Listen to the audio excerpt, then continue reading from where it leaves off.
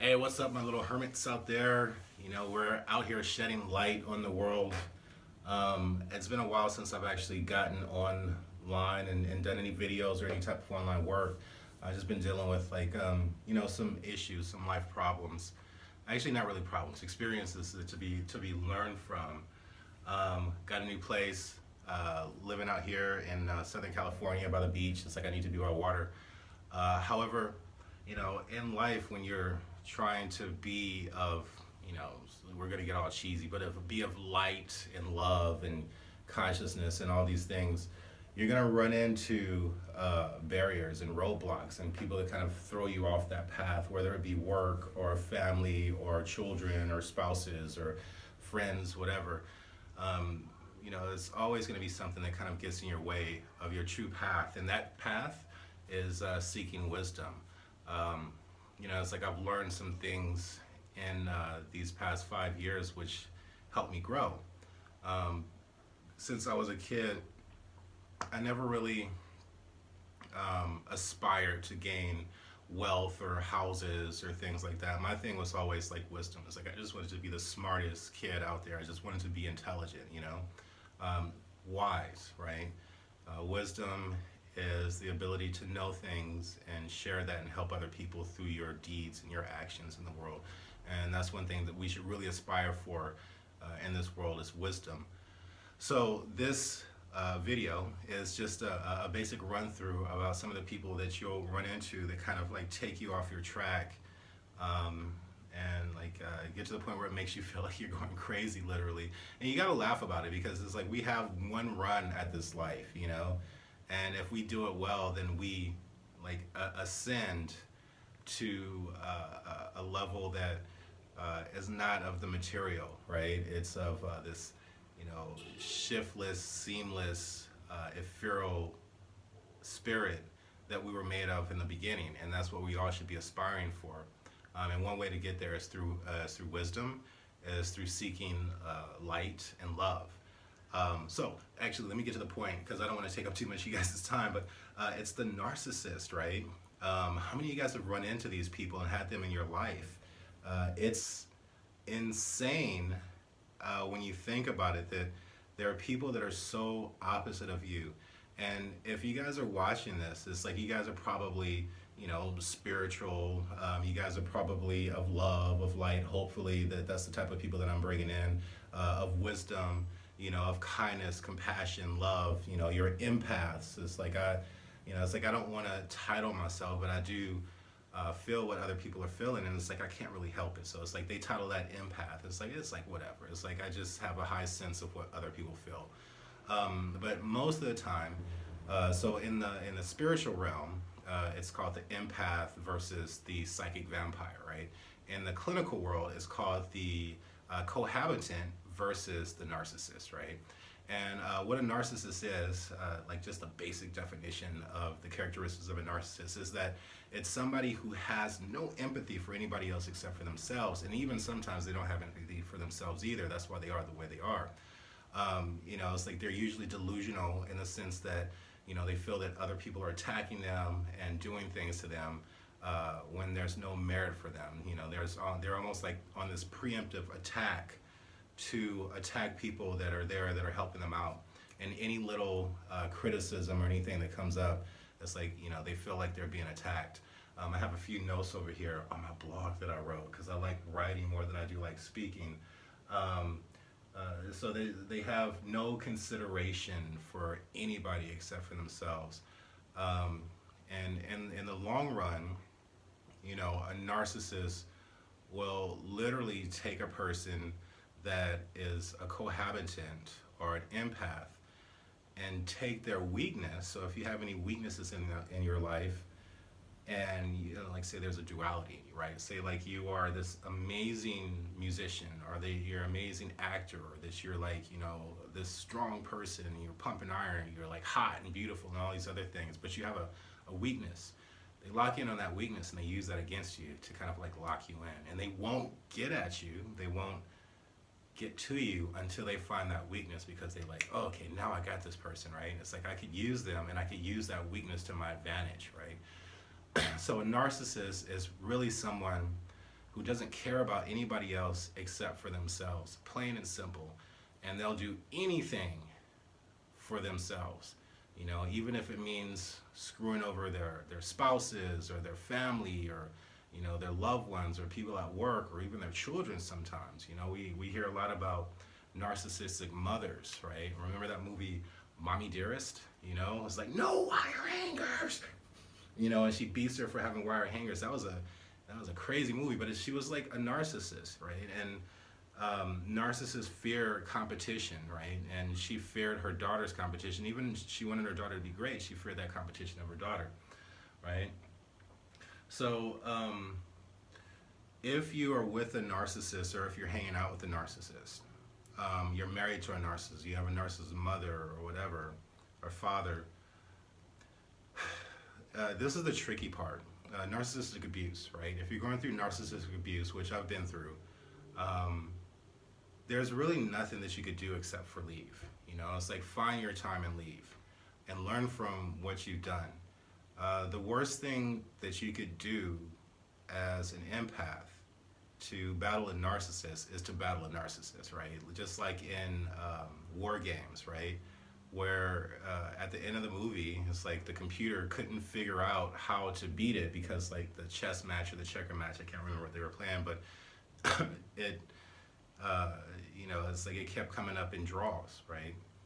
And the computer, like, it was like, I'm giving up. It's like, I can't win this, right? So it's like, you have to be smart like a computer. It's like, you know, you just give up. You can't win this. Go on and do something better about your life and become a better human being.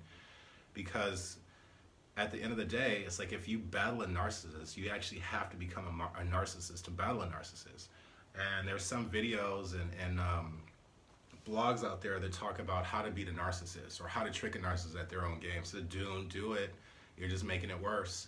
You know, it's like you're feeding into their narcissism, and it doesn't make you a good person, right? Because, you know, it's like you are of love, you're of light, you're of compassion, and you have to be out there to give others that light and love and compassion, people that truly accept that and truly want it. So just don't deal with the narcissistic abuse, right? And what are some forms of narcissistic abuse, right? I should have said this earlier, but it's like I really needed to get into that first. It's like you need to get away right now, because what's going to happen if you stay in that narcissistic environment for too long, you'll find your lack of self-esteem fleeting. It's like I was with mine for about 5 years, right? Year one, it's like I lost all self-esteem and all self-confidence. Like, you know, it's like it began to the point where it's like I didn't know myself anymore. You know, it's like, am I really this type of human being that this person's talking to me about? Because they will nitpick on every little thing that you have. Like, you know, it's like I have a receding hairline, right? And all of a sudden it's like I'm a bald Mickey Ficky, right? Or, you know, it's like you don't, you know, maybe you have a smell or a scent to you and you're the smelliest person that they've ever seen. Or, you know, it's like, you know, any little bit of thing. It's like maybe you put too much salt in your food. You know, when you cook for them, it's like, oh, you're trying to kill me. You know, it's like they'll take a little bit of thing that is a human things to where we make little mistakes in our lives, but you will become the worst person in the world because you do this, right? And you're the only person in the world that does this. It's like, you know, the Herman Bow, nobody else in the world puts that much salt in their food. So it's like you are absolutely the worst cook and the worst human that I've ever met. You know, that's one form of abuse, is by finding these little mistakes that you make and then rendering them to the point where they're the biggest mistakes that anybody else has ever made in their lives, right? That's one form of narcissistic abuse. Another form of narcissistic abuse is double standards, right?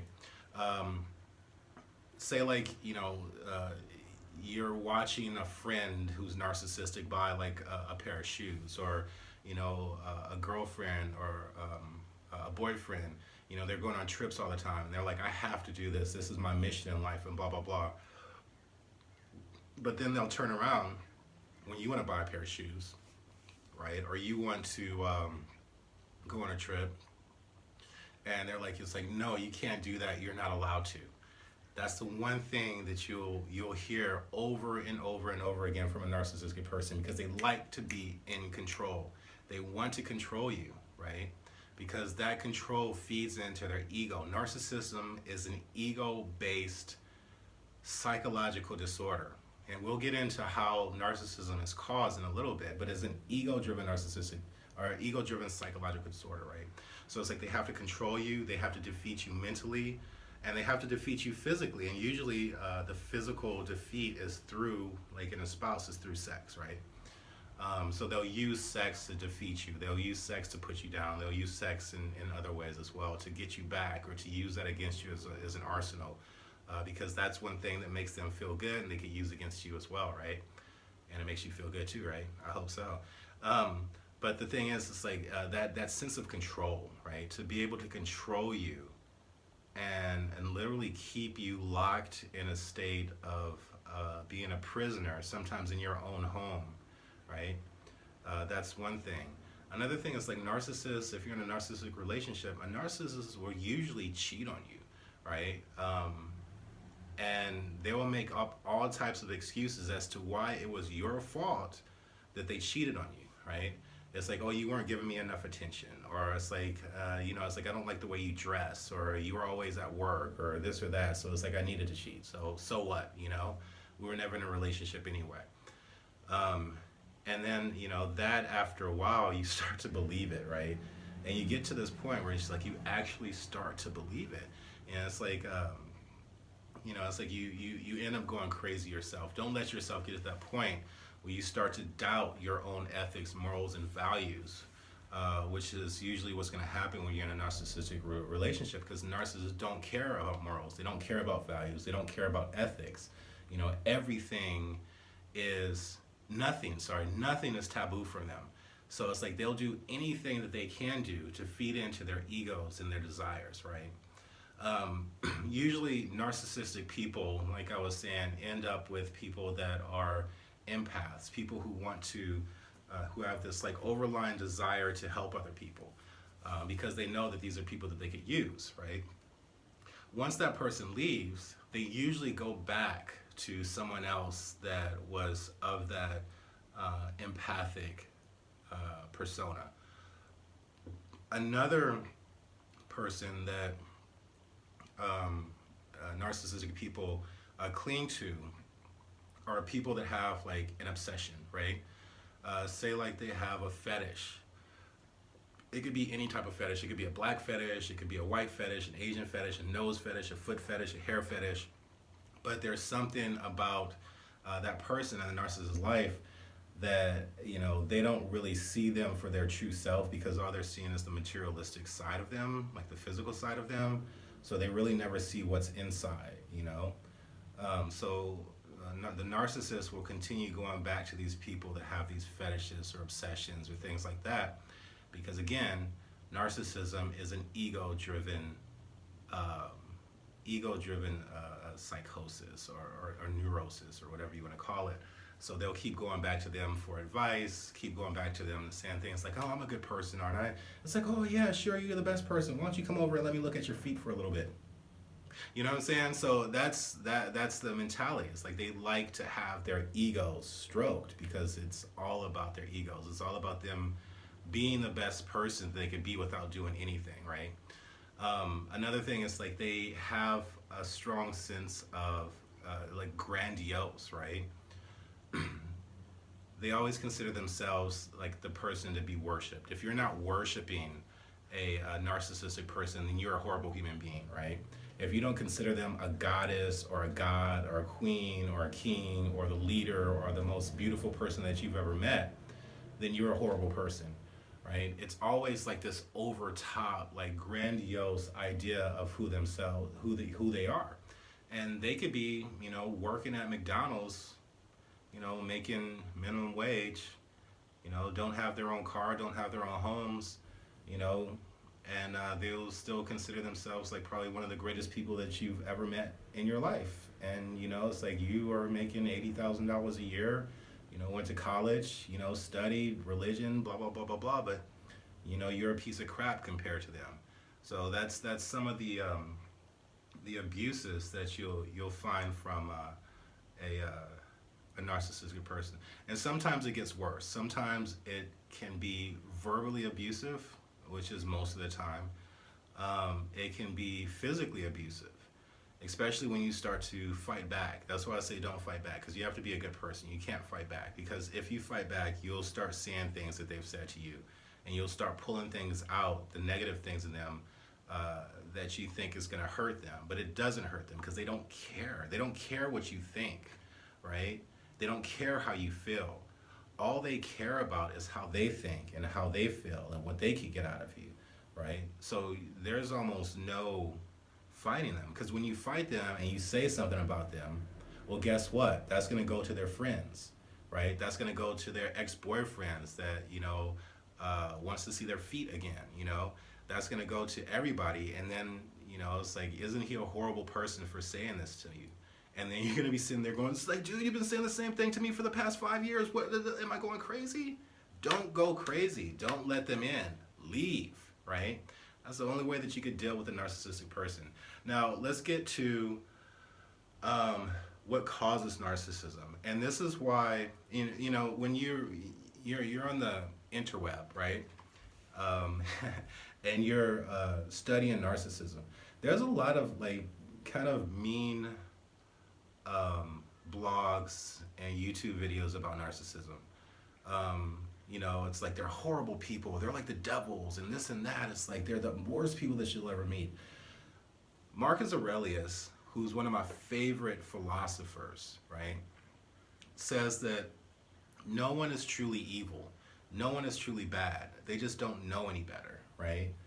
And that's kind of how I feel about narcissists. It's like they're not truly bad. They're not truly evil. They just don't know any better. But in part of that, it's like they don't want to know any better. Like a narcissist isn't going to go to the internet and study narcissism when somebody tells them that they're narcissistic, because they don't want to find out that they're narcissistic or not, right? It's a double-edged sword, right? So you can't really hate them. Don't hate, right? Because hate comes from fear, right? Fear leads to hate, fear leads to anger leads to hate leads to suffering. So we don't want to make anybody suffering. We don't want to suffer ourselves. And that being said, it's like narcissism isn't necessarily a genetic trait, right? It's said that 1% of the world is narcissistic. There is a bunch of stuff online which talks about narcissism being more apparent in African Americans than the rest of the world, or than the rest of the races, especially here in America. African Americans, not necessarily African, so it's not a racial trait. And if you kind of do the deduction of what narcissism is and how it starts, it kind of makes sense. For one, it comes from a background of being abused physically and verbally, coming from a very abusive place. And secondly, and this is the most important thing, because it's like I came from a pretty hard life. It's like Compton, California. Dad was schizophrenic. Mom worked all the time. It's like I got spanked as a kid. Saw gangs and death and all that other stuff in my life. But there was one thing that was not there when I was a kid, in the sense of abandonment, right? I don't care how hard your life is, if you're abandoned, then, and everybody just abandons you, then that is one of the triggers of becoming narcissistic, right? And that's one of the causes of narcissism. So it's learned through youth and through growth and things like that. And when you look at the African American community as a whole, right, there's oppression, there's racism, there's psychological degradation over the years, and put downs, and police brutality, and the overall feeling of a country that African Americans have actually built. It's like, hey, it's like, I know you guys found this land, but we actually built it, right? I mean, we did.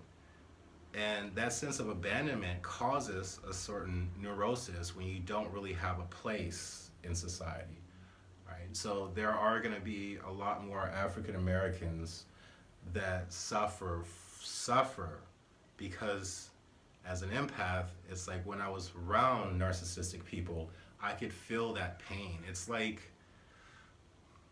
how do I explain this? It's like a constant vibration, but it's like a vibration that's just like all over the place. Like imagine if you are looking at a tire, right? And like you're looking at a car going down the street, right? And the tire is just straight and smooth, and the car is just like straight and smooth. And, you know, that's like somebody with, you know, it's like somebody that's quote unquote normal. But how I see it, or how I used to see this person that was narcissistic, once I saw that wheel kind of going like this, just, you know, down the street, and then the car was all over the place, right? So there is a certain amount of suffering that goes into a narcissistic person, and I think the most troubling thing that you'll ever feel as someone who wants to help someone else, or someone who is empathic or a cohabitant, is knowing that you'll never be able to help this person, right? Knowing that you'll never be able to be seen how you want to be seen, and knowing that you will never be trusted to be able to help this person because this person isn't here to trust you, right? So that's it. I'll get back at you guys a little bit later with some other stuff. But once again, it's like, guys, remember the three truths, or the three paths, or the three onenesses. One God, one truth, and one path to freedom. And that will set you free, and that will keep you on a straight path, and that will keep you on the path to enlightenment. All right? All right, so you guys have a good day. Take care, and thanks for listening. Bye-bye.